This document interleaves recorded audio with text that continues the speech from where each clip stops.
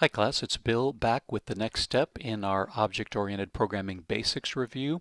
Remember in the last video we left bank account looking a little bit, it had its core, but it wasn't really finished. We can't say that we were done with it. So we have a few things, we have a few to-dos, so let's take care of them. Remember, you can always go to your to-do pane and you have them listed here and you can double click each one, which I think is fantastic. And then we can click that to-do to get rid of it or press the magic keystroke if you like as well. So let's go and figure out actually several different things. Let's make sure that we got everything from the UML. Did we? Let's go back to our slide view and let's make sure we got everything. Did we have two? We didn't have two constructors, so I think we got everything. So we're in good shape there. So back we go. Okay, so let's add our preconditions. So what do we need to do? Well, remember, Java has a fundamental issue which one of the key creators of Java said was really a sort of a bug. He really regrets the decision, but this is what we're faced with. Any kind of object that is passed to you, one of the potential things is that that reference is null. So we always want to worry about whether we were actually passed anything at all, right? We could have been passed a null value. So we want to guard against that.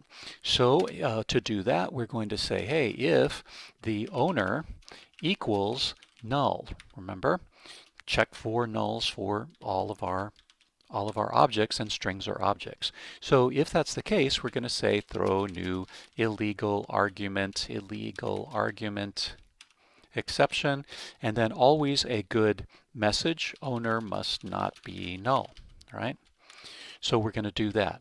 We also want to do a similar thing, so I'll copy these three lines and paste them, and we're going to say, yeah, if the account ID is null, same thing, and we're going to say account ID must not be null, right? Notice we'd prefer to give a good message. We don't want to say just like, if anything goes wrong, throw a message, throw an illegal argument exception that says something went wrong or some parameter is bad. It's a little bit nicer to tell the client, coder, exactly which thing you objected to and why, right? That's our preference. We also probably want to be a little more specific about the balance. You can't have an initial negative balance, so we're going to say if the balance is less than 0.0, then again we're going to throw new illegal argument. And remember, again, as we're typing, it starts to bring up things that are useful. I'm just going to hit tab, right? And we say balance must not be negative, right? You must not have a negative balance. Now, all of this stuff needs to be documented in JavaDoc, right? So if we're being complete, we really need to go back and do that as well, but we'll leave that for another video. So that takes care of our preconditions. Now, as we go down, we had more, and so one of the things for owner is we're going to need a similar kind of precondition there, right? Now, this is now a clear thing that we've just done something that is questionable. I hope that your spidey sense as a programmer is starting to develop, and anytime you copy and paste code, you should be suspicious, because one of our general principles of programming is don't repeat stuff. Don't repeat data that you don't need to repeat, and don't repeat code that you don't need to repeat. So literally, we just copy and pasted the same bit of code, and we should always think, is there a way for us to avoid it? And there is, right? What we, excuse me, what we can do here is simply call the set method and pass along the string that came into us, right? This is the local variable called owner. We are simply calling the set owner method and passing along the parameter that came into us. So that got rid of the code duplication. Notice I just replaced the precondition check with a call to set owner. Yes, you can call the set methods from the constructor. May seem odd to you, but you certainly can. We're going to do the same thing with the ID, right? Well, do we have a set method for that? I don't think we have a set one. Nope, so that one can't go. That one we're going to leave, so I'm going to move that up. Right? And how about balance? Do we need that? Well, I think that's good because we don't have a direct way to set the balance, right? We could actually think about calling deposit. I think that might be a reasonable thing, right? We could move the check down here because the preconditions here are going to have to make sure that the amount is not negative, right? So that's actually not a bad idea that maybe we would call we would call deposit, right? Because it's sort of initially when you're opening the bank account, you're initially depositing money. So that would be a pretty good thing. So we could go here then, and the precondition here, and in the other one is going to be if amount is less than 0.0, we're going to then throw new illegal argument exception, amount must not be negative, right? And then, of course, we're going to do this, which again should bring us, make us do some thinking, because here we have the same check, and here we have the same check, and here we have the same check. So this would prompt us to pull these things out into a separate method, right? We can make a private method that says verify non-negative. So again, I guess like I can't keep putting these things off. Let's do that thing, right? I think it makes sense for us to do it. So maybe at the bottom here, I'm going to have a method called, maybe it's private, maybe it's public. I don't know whether the outside world should need this, so I think private. Private void verify non-negative. Give me a double called the amount or the number. We don't really know what the number means. It doesn't matter. And then we can move this thing, right, down to here. And we're going to say, hey, if the number that you gave us is less than 0, we're going to say, number must not be negative. Another thing that would be nice, though, is if we gave some sort of string for the context, right? So in this case, we could say, context and then concatenate must not be negative. So that way, when they call us, they can give us some sort of helpful string so that the message can be more accurate.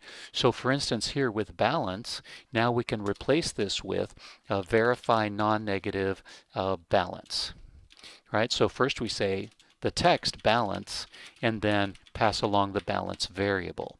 Right? And then we can get rid of that code, which is nice. Right? So this just lets us have something that's useful to make the message better.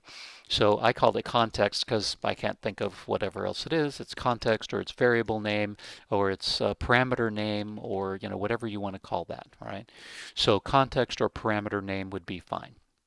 Now notice all of these get easier because now we do verify non-negative amount. We get rid of 1, 2, 3 lines, right? Wait, why is it complaining here? That should be fine. And then we're going to do the same thing here, verify non-negative, and pass in the amount. Now why is it complaining about amount? What is going wrong with that? Verify non-negative. Why is that complaining? It's complaining because I'm missing a parameter, of course. So this is going to be amount. I didn't want that. So this is going to be amount. This one also is going to be amount.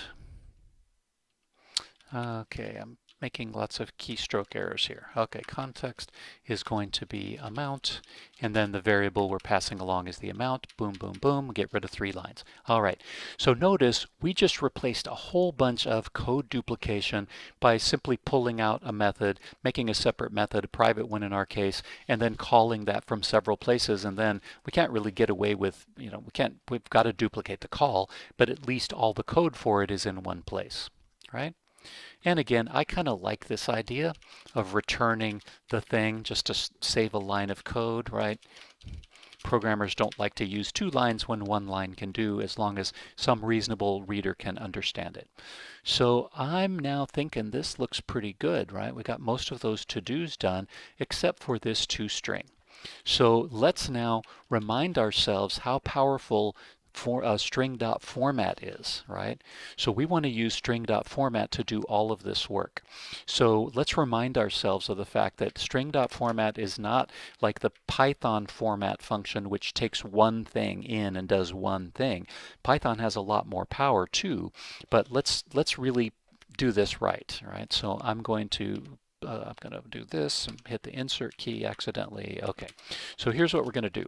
We're going to first make up one format specifier that covers everything, right? And the format specifier is, we're going to say bank account ID : then I want to plop in a string that's going to represent the count ID, right? Then I'm going to say the text owner, and then I'm going to put a colon, and then I'm going to plop in, this is my placeholder, right, for a string fill in that's going to represent the owner, and then I'm going to say balance, and I'm going to say colon $, and then I'm going to put my format specifier %point to F, and then after all of this thing, I have to put in the fill-ins that I'm going to give it. I'm going to pass in the account ID, and the owner, and the balance. Balance. Spell correctly, Bill. Okay, now I can comment out these things. Magic keystroke here is either control slash to do that kind of commenting, or control shift slash, which is going to do that kind of commenting, block commenting. So whichever you want to do there, you can do that. I'll just do this for now. So one string.format, in this case we have one fill-in, two fill-ins, three fill-ins. In this case it's going to fill in a string, and then it's going to expect some sort of floating point number. Here's a string, here's a string, here's a double. That's considered a floating point number, right? That's double precision. Still, F is the format specifier for that. That way we'll get 2 digits, it'll have a $, it'll look pretty, right? And so that's a lot better. And internally, string.format is more efficient than doing all this concatenation. Why? Because it uses string builder, right? So if you don't know much about that, you can investigate it, but it's going to do some very clever things, much like what we'll learn the array list does in terms of arrays. So I think that we are now in pretty darn good shape in terms of all of our code here. We haven't tested any of it. Sure, we're going to come back to that because maybe we made mistakes. So you see how easy I made this mistake with the balance earlier. But I think our stuff looks pretty darn good. You know, if it were getting to be a complicated class, I might make some little banners for each section so that as you were scrolling you could see them. But this one's pretty simple and it's organized pretty darn well. Right? I don't need now, by the way, I don't need that code. I think we should fix the balance thing too, right? So I think I'm going to do set owner there, and I'm going to say deposit, and I'm going to deposit the balance that's given there, the initial balance. That keeps me from doing that as well, and that also keeps me from doing that as well. I like that, right? I like that a lot. So I think this is all good, but it's easy to copy and paste and do this stuff in hasty fashion and make mistakes. So I'm not going to trust myself. I'm going to assume that, yeah, there might be some of those little mistakes that remain. So I'm hoping that my testing would find any of that. We will get to that in another video at another time. All right, so hopefully that all makes sense to you and that you're seeing that we're writing some pretty good object-oriented code. Hopefully you understand everything that we've talked about here. If not, please ask in class, but we'll stop the video now so it doesn't get too long, and then we can start focusing a little bit on our bank class in the next video. So thanks for watching.